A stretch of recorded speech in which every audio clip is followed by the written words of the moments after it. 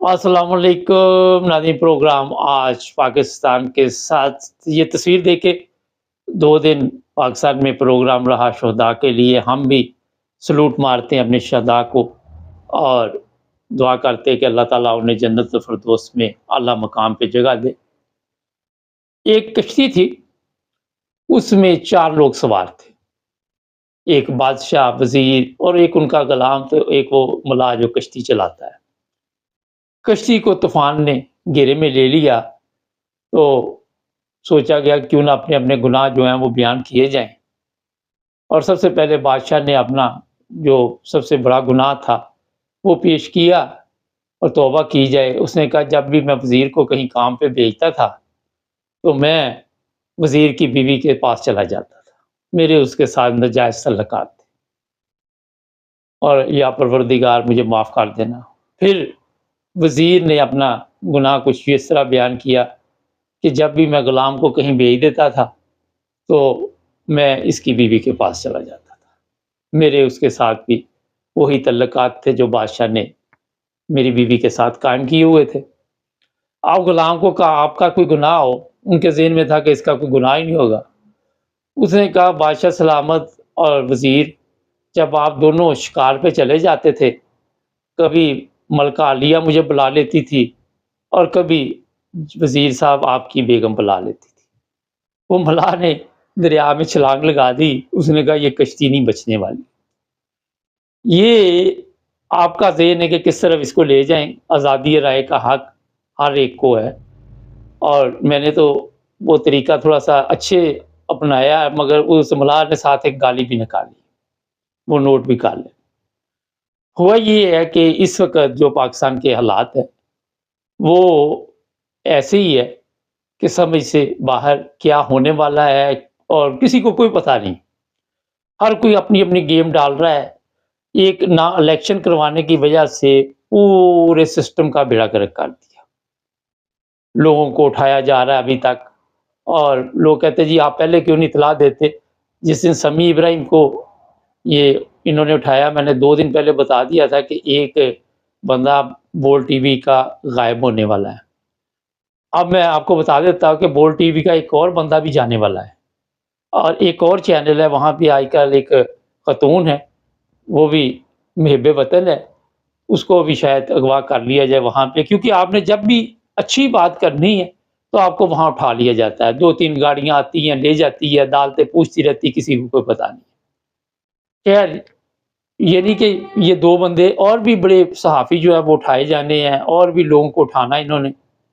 और मेरा ख़्याल है कि अभी पार्टी शुरू हुई है, क्योंकि जब आप पहला कत्ल करते हैं, तो दूसरा हो, तीसरा हो, चौथा हो, कुछ भी हो, फिर कोई फ़र्क नहीं पड़ता। सबको पता है कि वो जो शर्म होती है, जो झिझक होती है, वो ख़त्म हो जाती है। तो अब इन लोगों की झिझक ख़त्म हो चुकी है। ये ख़वातीन को भी उठा ले या मर्दों को उठा ले। जो ख़वातीन पीटीआई छोड़ रही हैं, वो मैं बता देता हूँ कि उनके साथ वहाँ पे ये सलूक इत्तला है कि गलत काम किए जा रहे हैं और ये भी बताया जा रहा है कि आपके जो घरवाले हैं, जो बच्चे हैं या जो बहन-भाई हैं, वो भी अब महफूज़ नहीं हैं। धमकी, ब्लैकमेल, वो हर तरीका अपनाया जा रहा है, जिससे पाकिस्तान को नुकसान पहुँचे, पाकिस्तान की अवाम को नुकसान पहुँचे। आज एक चीज़ मेरे ज़हन में आई कि मुजीब ने क्यों उस वक़्त जो हालात थे उसके मुताबिक फ़ैसला किया था और बांग्लादेश अलहदा हुआ था। कहा जाता है कि उस वक़्त भी कुछ हालात इसी तरह के थे कि औरतों को उठा लिया जाता था और ताकतवर बहुत ज़्यादा ताकत का इस्तेमाल करते थे और लोगों को नंगा उस वक़्त भी किया जाता था। अब ज़रा मीडिया आ गई है थोड़ा-सा, क्योंकि मीडिया पे बातें आनी शुरू हो गई और आज बांग्लादेश अलहदा हो गया। और मेरी 1-2 बंगालियों से जब बात हुई, तो उन्होंने कहा हम शुक्र कर रहे हैं कि हम आपके साथ आज नहीं हैं।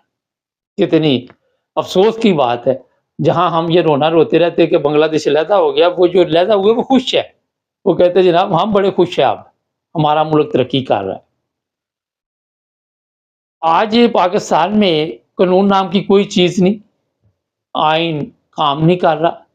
सुबह-सुबह کوئی منحوس شکل میں دیکھ لوں تو سارا دن بڑا تکلیف دہ گزرتا ہے، مگر کیا کرے، میڈیا میں جب پروگرام آپ نے کرنے تو ایسے چہرے دیکھنے پڑتے ہیں، مگر اسی وقت ادھر ادھر کر دیتے ہیں ہم لوگ، کیونکہ مجھے پتا ہے کہ میرا اپنے طبیعت خراب ہو جاتی۔ کل کچھ لوگوں سے یورپ میں بات چیت ہوئی، انہوں نے کہا جی ہم اپنی جائیداد وہاں سے بیچ رہے ہیں پاکستان سے، ہم وہاں وائنڈ اپ کر رہے ہیں، وہ ملک ہمارے لیے نہیں بنا تھا، ہم اب یہیں پہ اپنی زندگی گزاریں گے۔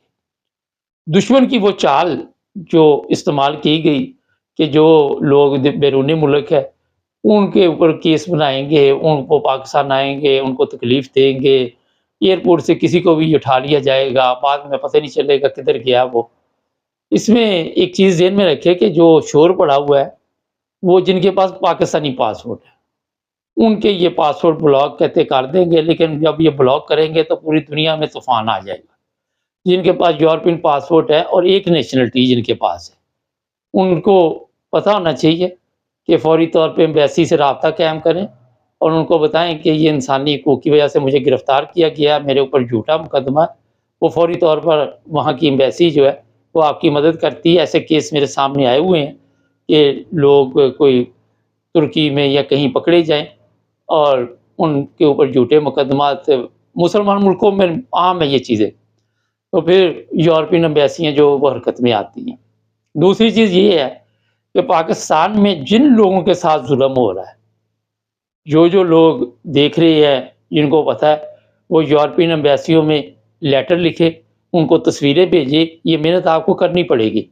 آسٹریلیا کی ہے، کینیڈا، امریکہ، ان سب ایمبیسیوں میں بائی پوسٹ ہر چیز وہاں پہ پہنچانے کی کوشش کرے تاکہ ان کو پتہ چلے کہ پاکستان میں انسانی حقوق کی کتنی خلاف ورزی ہو رہی ہے۔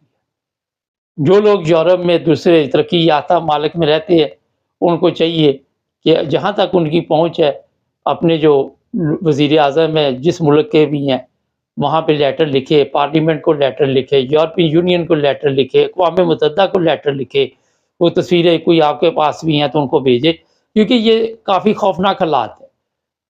ٹھیک ہے، ڈر اور خوف اپنی جگہ پہ ہے، مگر جہاں انسانیت کی تذلیل ہو رہی ہو وہاں پہ میرا خیال اگر آپ آواز نہیں اٹھاتے اور آپ سمجھتے ہیں کہ اس سے کوئی شاید فائدہ نہ ہو، میرا خیال ہے کہ یہ بھی ایک غلط سوچ ہے، کچھ نہ کچھ فائدہ ہوتا ہے۔ اگر ایک بندہ لکھے گا، 2 لکھیں گے، 3 لکھیں گے، 4 لکھیں گے، ہزاروں لکھیں گے تو ظاہر ہے وہ پھر توجہ کرتے ہیں اور وہ بھی پھر ظاہر ہے مدد کریں گے، کوئی نہ کوئی ہیلپ کریں گے ان لوگوں کی یا آواز اٹھائیں گے۔ یہ آنے والے دنوں میں کافی سخت پاکستان کے حالات آنے والے ہیں، پابندیاں لگ جائیں گی، دیوالیہ ہو جائے گا اور پھر کوئی اس کی ذمہ داری قبول نہیں کرے گا۔ یہ بھی بتایا جا رہا ہے کہ پی ٹی آئی کے جن لوگوں کو یہ کہہ رہے جا کے سیدھے پریس کانفرنس کرو، ان کو وعدہ معاف گواہ عمران خان کے خلاف بنانے کی کوشش کی جا رہی ہے، ان کو لالچ دیے جا رہے کہ آپ کو قومی حکومت بنائیں گے، اس میں شامل کریں گے، مختلف ایسی چیزیں ہیں جو میں اپنے آپ طرف سے کہہ رہا ہوں، کوئی میرے پاس خبر نہیں ہے اس چیز کی، لیکن مجھے پتہ ہے ان چیزوں کی، کیونکہ غلط خبر ہم نہیں دیتے لیکن تبصرہ ہم کر سکتے ہیں۔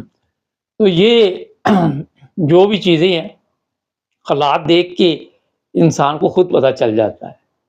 ان کا طریقہ واردہ یہ ہے کہ ہر ہفتے 10 دن بعد ایک صحافی اٹھا لو، کبھی کسی کو اٹھا لو۔ یہ بھی بتایا جا رہا ہے کہ جو عمران خان کے ساتھی ہے ان کے جو بوڑھے والدین ہیں 80 90 سال کے، ان کو بھی دھمکیاں دی جا رہی کہ آپ کی جوان بیٹیاں اٹھا لیں گے، آپ کی پوتیاں اٹھا لیں کہ آپ کی دوتیاں اٹھا لیں گے۔ یہ آج کل سلسلہ چل رہا ہے، تو میرا خیال ہے کہ انٹرنیشنل لیول پہ آواز اٹھانی پڑے گی، اور پاکستان میں میرا خیال ہے کہ ایسے لوگ موجود ہیں جو باقاعدہ طور پر ایسے کام کر سکتے ہیں۔ پاکستان میں انسانی حقوق کی تنظیم آپ کو نظر نہیں آئے گی، پتہ چلا کہ وہ بھی پھوکا پھا کی ہے، ہل جل پھوکا پھا کی ہے۔ تو جناب اب جو عمران خان کے بارے میں سوشل میڈیا پہ باتیں چل رہی ہے کہ کوئی بات ہو رہی ہے، کوئی کسی کے ساتھ ہو رہی ہے، میرا نہیں خیال کسی کے ساتھ بھی بات ہو رہی ہو۔ عمران خان کسی بندے کے ساتھ بھی کوئی رابطہ نہیں ہو سکتا، اور اس کو اب کمزور کرنے کے لیے وہ جس طرح پر کاٹ رہے ہیں، یہ وہ صاحب ہوا کہ اس کے جو آس پاس لوگ ہیں جو لوگوں کو لے کے آتے تھے، جو لوگوں کو جلسے جلوس میں شامل کرتے تھے، ان کو کسی نہ کسی طریقے سے کہا جا رہا کہ آپ پی ٹی آئی چھوڑ دیں، اور پھر اس میں سے کچھ جماعتیں اور بنائیں گے، کچھ لوگ ادھر چلے جائیں گے، طریقہ واردات یہی ڈھونڈا کہ کمزور کر دو۔ یورپ کے کئی کل جرمنی میں بھی اس بات پہ بات چیت ہوئی ہے، اور یہ ابھی سوشل میڈیا پہ میں نے دیکھا ہے کہ وہ بھی پاکستان کی جو حالت ہے اس پر افسوس کر رہے ہیں۔ عمران خان کے ساتھ جو ہو رہا ہے اس پر جرمنی میں بھی آواز اٹھائی جا رہی ہے، اور ممالک میں بھی ہے، آہستہ آہستہ یہ چیزیں سوشل میڈیا پہ آتی ہیں۔ ناظرین، پاکستان میں اس وقت جو دہشت کی فضا ہے وہ اتنی خطرناک ہے کہ اس سے باہر نکلنے کا کوئی راستہ نہیں۔ راستہ اس لیے نہیں کہ راستہ کو چھوڑا نہیں ہم نے، وہ تمام راستے ہم بند کرتے جا رہے ہیں۔ کبھی آپ کہتے تھے جمہوریت کے لیے یہ ہوا، جمہوریت کے لیے وہ ہوا، یہ کوئی جمہوریت نہیں ہے، یہ سب ان لوگوں نے گروپ نے قبضہ کیا ہوا ہے۔ جس طرح میں نے کئی دفعہ بتایا پاکستان میں پراپرٹیوں پہ قبضہ کر لیتے ہیں، تو یہ اس وقت کافی غمگین حالات ہے۔ یہ سیاسی پارٹیاں جو ہیں وہ اسی چکر میں پڑی ہوئی ہیں، اور سارا سنا ہے کہ رات ساری ان کی میٹنگ ہوتی ہے، بات چیت ہوتی ہے، صبح وہ کاروائی ڈال دیتے ہیں۔ اب یہاں پہ جو کچھ آپ دیکھ رہے ہیں اس کا ذمہ دار بھی کوئی ان میں سے نہیں ہوگا۔ آج میں نے شروع میں تھوڑی سی وزیر داخلہ کی پریس کانفرنس سنی، وہ 25 مئی سے شروع ہوا، میں نے کہا یہ کہانی فٹ کرے گا آپ بڑی، کیونکہ مکمل طور پر رات کو جھوٹ پہ ایک کہانی بنائی جاتی ہے، پھر وہ بیان کی جاتی ہے، اور آپ سب کے سامنے ہے کہ یہ کہانیاں سنا کے لوگوں کو سمجھ رہے ہیں کہ ان کے مائنڈ چینج کرتے۔ میرا نہیں خیال کہ اس طرح کسی کا آپ ذہن بدل سکتے ہیں، بڑا مشکل ہوتا ہے۔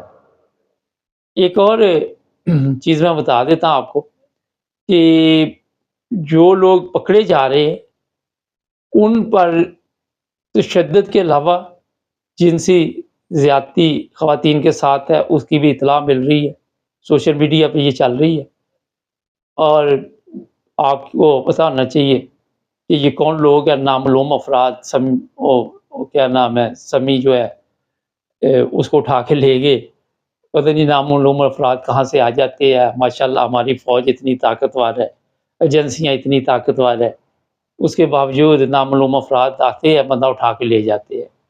تو جناب یہ مختصر میں نے آپ کو بتا دیا۔ آج ہمارے ساتھ جڑے رہیں تاکہ آج کی جو تازہ صورتحال ہوگی وہ بھی بتاتے رہے کہ فیصلے محفوظ ہو جاتے ہیں۔ ابھی دیکھیں گے کون سے آج فیصلے محفوظ ہوں گے۔ سبسکرائب کریں اور جڑے رہیں ہمارے ساتھ۔